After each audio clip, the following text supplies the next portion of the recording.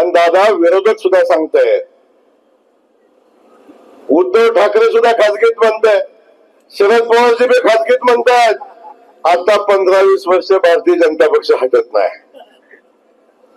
बिहारची निवडणूक झाली, काय बघितलंय, आणि बिहारच्या निवडणुकीनंतर महाराष्ट्राच्या नगरपालिकेचा निकाल लागला की दादा तुम्हाला सांगतो, राहिलेलं सगळं गडी सुद्धा आम्हाला भारतीय जनता पक्षात घेता का म्हणा येतील.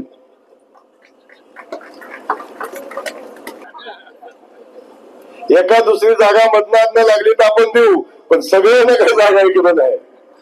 ज्या ज्या ठिकाणी निवडणुका होतात त्या त्या ठिकाणी भारतीय जनता पक्ष समोरच्या सगळ्या पक्षांची धुळदाण करताना आपण सगळेजण बघतोय. कोण म्हणतंय मत चोरते, कोण म्हणतंय ईव्हीएम मध्ये घोटाळा आहे. हे सगळं कन्फ्युज झालेलं कधी आहेत. यांना अजून कळना की नेमकं होतंय काय. माणसातच नाही, कधी पाण्याच्या प्रश्नावर बघितलं नाही, कधी शेतकऱ्याच्या प्रश्नावर बोलले नाहीत, कधी विजेच्या प्रश्नावर बोलत नाही, कोण या लोकल प्रश्नाविषयी बोलत नाही. हे बोलतात काय ईव्हीएम मध्ये घोटाळा आहे. यांच्या मेंदूत घोटाळा झाला आहे.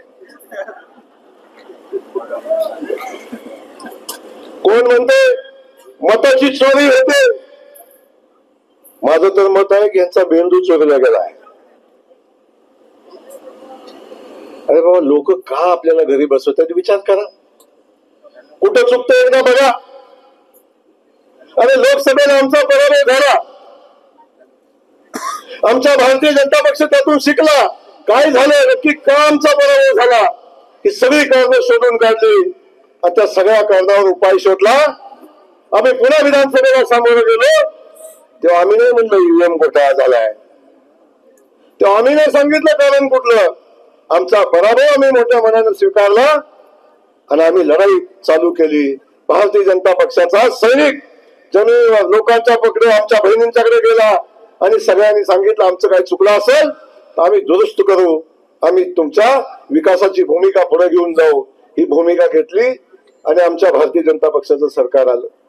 मी यांना सांगतो एकदा तपासा आपल्याला. हे ईव्हीएम बाकीच्या सगळ्या भागदडी याच्यात पडण्यापेक्षा एकदा माणसात जावा, लोकांच्यात जावा, लोकांची भूमिका समजून घ्या आणि लोकांच्यासाठी काम करा.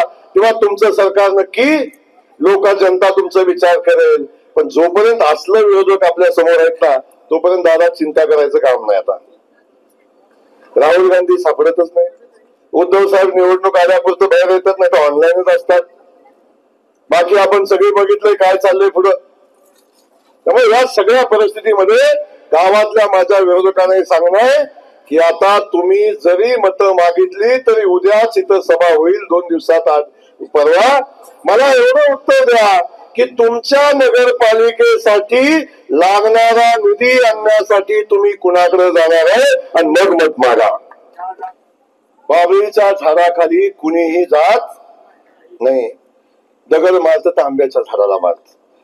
सावली घेतो तर आंब्याच्या झाडाची सावली घेतो. त्यामुळे इकडे आंब्याची सावली आहे, आंब्याच्या झाडाची सावली आहे, इथं आंबा पण आहे आणि सावली पण आहे. तिकडे बाबळीचं झाड आहे, सावली पण नाही, हात लावला की टोचते. धड हात बी लावता येत नाही आणि धड सावली पण घेता येत नाही. अशा ठिकाणी जाऊन काही होणार नाही. एबीपी माझा, उघडा डोळे बघा नीट.